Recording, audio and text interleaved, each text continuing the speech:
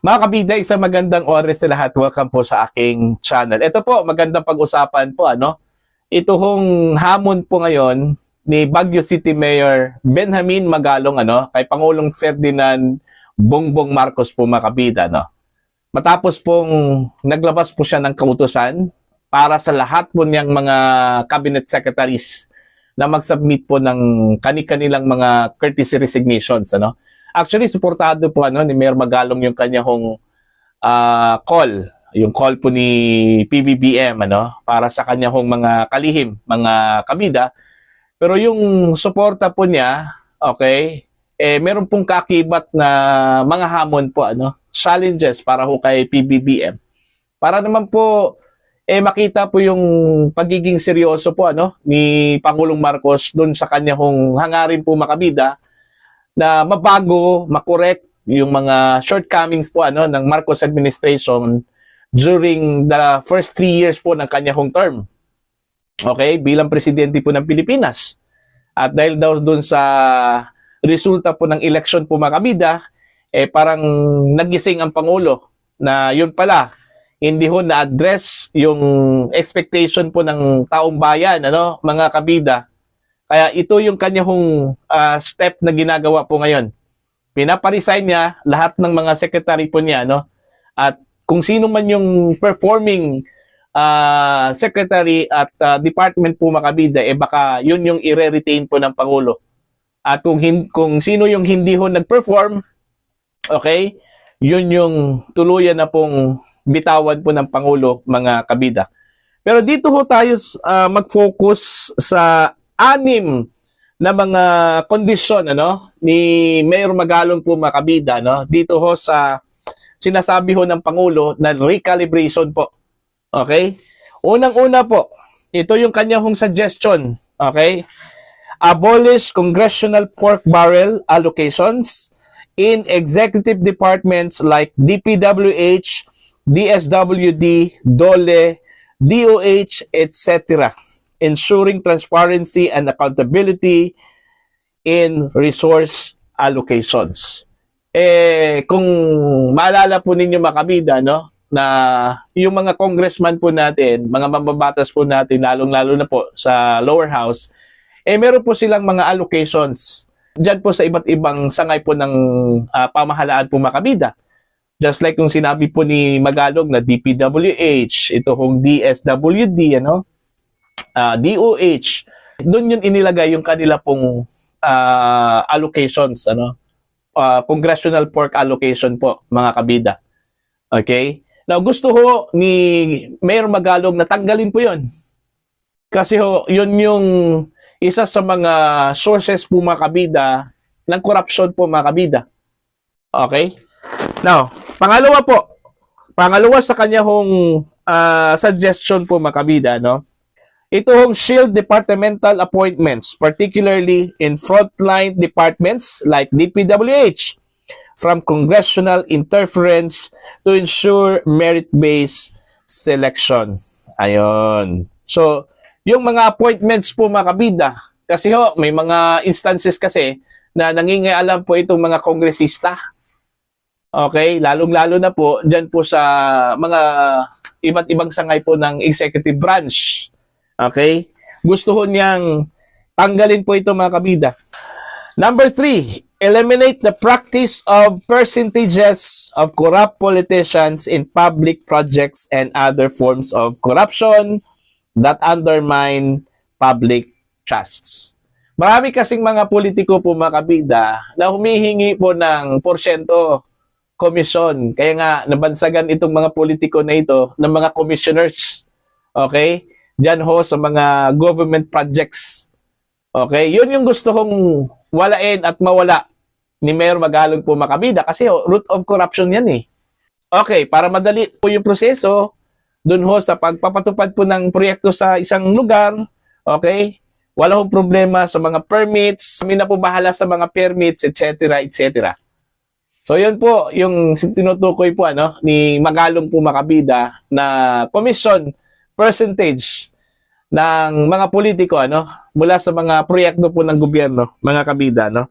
Number 4, All transparency in the bidding process to preempt rigged biddings that only benefit corrupt politicians and other relatives who are contractors and suppliers. Dapat yung lahat ng mga transaction po mga kabida, halimbawa meron pong multi-million or billions na projects po mga kabida, ang gobyerno, ano, hindi na po lingid sa kaalaman po ng iba na may mga empleyado o opisyal ng gobyerno na siyang naging contractor din. Kung hindi man siya yung contractor, yung kamag-anak po niya, yung contractor. So yun yung ayaw ho ni Magalong po makabida at gusto niyang mawala yan kasi yan po ang source of corruption. Panglima, hold corrupt politicians accountable through swift and partial prosecution. Ang problema lang po kasi sa Pilipinas, ano, kapag kaalyado po ng gobyerno po makabida, bihira lang po yung mga corrupt officials na ma-prosecute. Okay? Kasi ho, kaalyado po ng gobyerno. Alright? Yun yung problema po sa atin dito sa Pilipinas. Kapag meron pong malakas na backer po makabida, bihira kong wala hong accountability, ano? Okay, pero kung kalaban po ng mga corrupt na opisyal, okay, mabilis pa po sa alas 4 yung prosecution. Yun yung hindi ho maganda dito sa Pilipinas. Number 6 po, at panghuli po ito mga kabida, remove congressional control over programs like AKAP, AIX, MAIP, TUPAD, SHED, and test the scholarship, ensuring these resources directly benefit the people with full transparency and without partisan influence. Dito na ho pumasok ito hong pangingialam po ng mga kongresista, mga kabida, no, sa mga ayuda. Okay, kung naalala po ninyo during campaign period, left and right yung pamimigay ho ng ayuda po mga kabida na supposedly ito po ay pondo at managed by the different departments of the executive branch like DSWD, DOLE, TESTA, mga kabida. Ang paliwanag po nila, andyan lang po sila tumutulong . Pero wala ho silang pakialam dapat dyan kasi ho, it's an executive action. Trabaho po yan ng ahensya under the executive branch at hindi ho ng mga congressmen. Kaya, yun. Maganda po itong mga proposal na ito, ni Mayor Magalong, mga kabida. At kung talagang seryoso ito hong si PBBM, he must heed this proposal. Okay, coming from Mayor Benjamin Magalong of Baguio City, mga kabida. Okay? Ito, maganda po ito transparency. At saka, malinaw po, na ito hong pamimigay po ng ayuda during election period, maganda yun sana, kasi dami hong pumipila po, mga kabida. Pero yung resulta po, after election, doon po natin nalaman po, mga kabida, na hindi talaga effective ito hong ayuda when it comes to politicking. Okay? Kasi ho, yun hindi ho na-convert into votes. Kasi ang akala kasi ng mga politiko po mga kabida na sa pamamagitan po ng ayuda, madadala nila yung tao, makukuha nila yung boto po ng mga tao. Which is, it turned out na hindi ho. Kasi ho, yung mga tao na nakatanggap po ng ayuda mga kabida, hindi ho sila yung binoto. Iba, yung kalaban po nila ang binoto ng mga tao. Yun yung masaklap po mga kabida, Kaya nga, tigil-tigilan na po nila itong pamimigay po ng ayuda. Most likely, sa 2028 presidential elections po, baka po, magsilbing lesson learned na po nila ito. Mas maganda nga Kasi ho, hindi na po tayo magsayang po ng pera po mga kabida. Sa halip na pang short term yung pondo na binigay po natin doon po sa mga kababayan po natin, gagawa na lang po tayo ng proyekto na pang long term, at marami hong makakabenepisyo po mga kabida na mga kababayan nating mga Pilipino.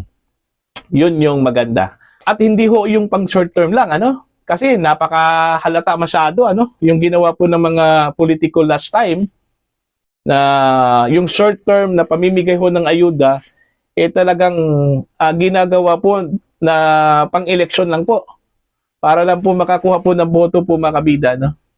Okay? So, yun lang po. Maganda yun. Sana po sundin po ng Pangulo yun mga kabida para ho maniniwala yung tao na yung kanya hong mga ginagawa po ngayon ay seryoso po, na at least pagkatapos po ng kanya hong termino, magkakaroon po siya ng ligasiya po makabida para po sa mga Pilipino. Kahit na po half of his term na po siya umaksyon at nagising po mga kabida. Alright? Para po sa inyong komento at pananaw, please comment down. Sa mga hindi pa po subscriber sa akin channel, please subscribe. Just click the subscribe button, click the notification bell, click all para updated po kayo sa aking mga uploads. Maraming salamat po sa inyong lahat mga kabida.